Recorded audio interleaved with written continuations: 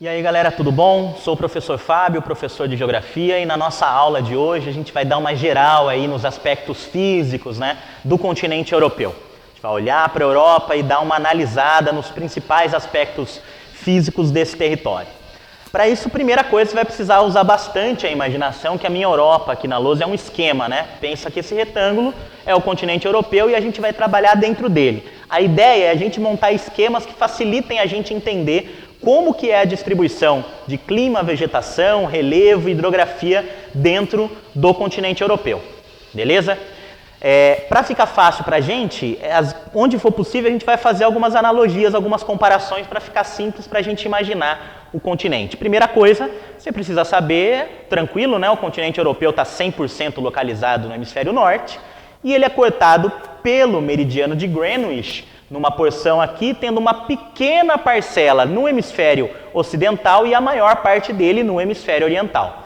Bem, saber que ele está todo no hemisfério norte, na região temperada em especial, já fala bastante para a gente sobre as suas condições de clima e de vegetação. A vegetação a gente sabe que é reflexo muitas vezes da dinâmica climática, e no caso do continente europeu é fácil a gente identificar como que vegetação e clima se relacionam.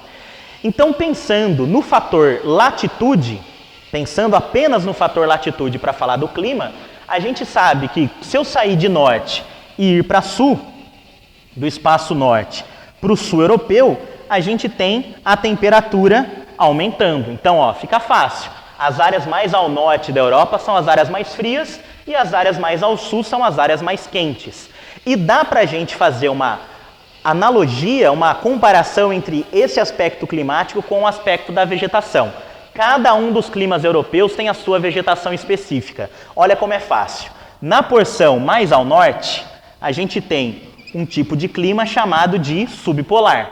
A vegetação do subpolar, que acompanha o subpolar, é a tundra.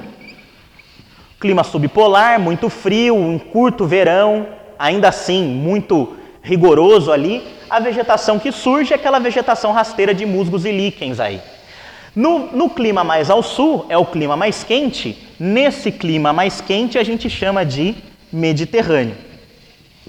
Clima mediterrâneo sem grande segredo, O clima mediterrâneo ele tem um verão muito quente e seco e um inverno mais chuvoso, A gente tem aqui a influência da vegetação que a gente também chama de mediterrânea, que é a vegetação com a presença de arbustos e herbáceas chamadas de maquis e garrigues espalhadas pelas áreas do litoral aqui desse espaço. Então, o mais frio, o mais quente aqui, no meio a gente tem os climas temperados, certo? Vamos pensar o seguinte, aqui na Europa, na porção leste a gente tem o continente asiático, na porção oeste a gente tem o Oceano Atlântico. Então, continente de um lado, oceano do outro. Na parte do continente, a gente tem um clima chamado temperado oceânico. Temperado oceânico, assim como o temperado continental, que é do outro lado, eles têm como característica ter as quatro estações muito definidas. Qual que é a grande diferença aqui? É a influência que o oceano exerce sobre um dos temperados. No lado do Oceano Atlântico, a gente tem a corrente do Golfo, a corrente quente, que deixa as temperaturas mais amenas, ou seja, no temperado oceânico, a temperatura é mais amena e a pluviosidade é maior. Pensa que eu tenho mar. No temperado continental, o clima tende a ser muito mais rigoroso, na diferença entre nos espaços mais quentes e frios aqui. Na área do temperado oceânico, a vegetação que predomina é a chamada floresta temperada. Uma floresta com grande diversidade, uma floresta onde eu tenho a presença de uma vegetação caducifólia, no inverno ela perde as folhas, e na temperada continental a presença da taiga. A floresta de conífera, aquela floresta que não perde as folhas no inverno, ela é adaptada, e ainda tem um pequeno pedaço aqui, no continente europeu, onde o temperado é muito mais rigoroso, chegando a ser chamado de semiárido. Essa porção do semiárido temperado é onde a gente tem a presença das estepes e pradarias, uma vegetação rasteira nesse espaço aqui, nesse território. Beleza? Essa é a relação entre clima e vegetação. Para ficar fácil, ó, você sempre tem um clima e uma vegetação correspondente. Quando a gente fala do relevo do continente europeu, também é muito simples. É só a gente lembrar que o norte da Europa predominam os maciços antigos.